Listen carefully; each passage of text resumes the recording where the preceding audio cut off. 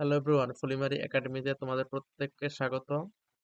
GK GS practice সেটের আজকে 11 নম্বর class. কোশ্চেনগুলো স্ট্যাটিক জিকে থেকে নেওয়া হয়েছে, ঠিক আছে? দেখো, 1 নম্বর কোশ্চেন কি আছে? নিম্নলিখিত ব্যক্তিবর্গের মধ্যে কে শরৎ বাদক?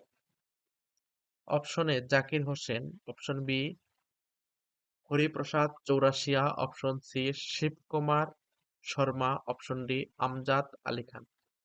এখানে সঠিক উত্তর হবে অপশন ডি আমজাদ আলী খান। তাহলে আমজাদ আলী খান কোন বাদ্যযন্ত্রের সঙ্গে যুক্ত? শরৎ, ঠিক আছে, শরৎ বাদক ছিলেন।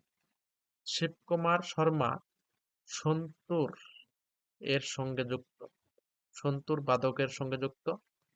হরিপ্রসাদ চৌরাশিয়া বাঁশির সঙ্গে যুক্ত এবং জাকির হোসেন হচ্ছে তবলার সঙ্গে যুক্ত।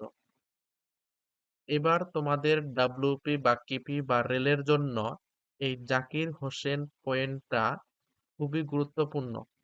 99% গ্যারান্টি দিয়ে বলতে পারি এই কোশ্চেনটা এবার তোমাদের ডাব্লিউবিতে আসবেই, ঠিক আছে? ডাব্লিউবিতে আসবেই, 99% গ্যারান্টি দিয়ে বললাম। কেন বললাম? 2024 সালেই জাকির হোসেন মারা গেছেন, ঠিক আছে?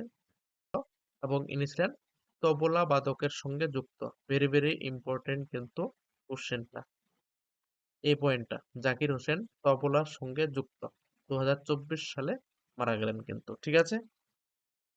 পরে কোশ্চেন, ভারতীয় চলচ্চিত্র জগতে কে ট্র্যাজিক রাজা রাজা নামে পরিচিত? ট্র্যাজিক রাজা নামে পরিচিত। সঠিক উত্তর হবে অপশন বি দিলীপ কুমার। পরবর্তী কোশ্চেন, আমির খসরু কোন বাদ্যযন্ত্র ব্যবহার করতেন? আমির খসরু কোন বাদ্যযন্ত্র ব্যবহার করতেন? এখানে সঠিক উত্তর হবে অপশন সি সেতার। আমির খসরু সেতার ও তবলা আবিষ্কার করেন এবং এই আমির খসরুকে ভারতের তোতা পাখি বলা হয়, ঠিক আছে? আমির খসরুকে ভারতের তোতা পাখি বলা হয়। পরে কোশ্চেন, তিব্বতীরা যে দিনটি যে দিনটি অভ্যুত্থানের দিন বলে মানেন? সঠিক উত্তর হবে 10ই মার্চ। পরে question, green green park stadium কোথায় অবস্থিত? এটা দেখো, বার এসএসসি সিএইচ এসেছিল 2021-এ এসেছিল। দেখো, কোশ্চেনটা ক্লার্কশিপের 2007-এ এসেছিল, ঠিক আছে? 2007-এ এসেছিল এই কোশ্চেনটা। আবার এসএসসি সিএইচ এসএল 2021-এ এসেছিল। আবার গুগলে সার্চ করে দেখবে এই কোশ্চেনটা আবার কোনো না কোনো পরীক্ষাতে এসেছিল, অন্য কোনো পরীক্ষাতে এসেছিল।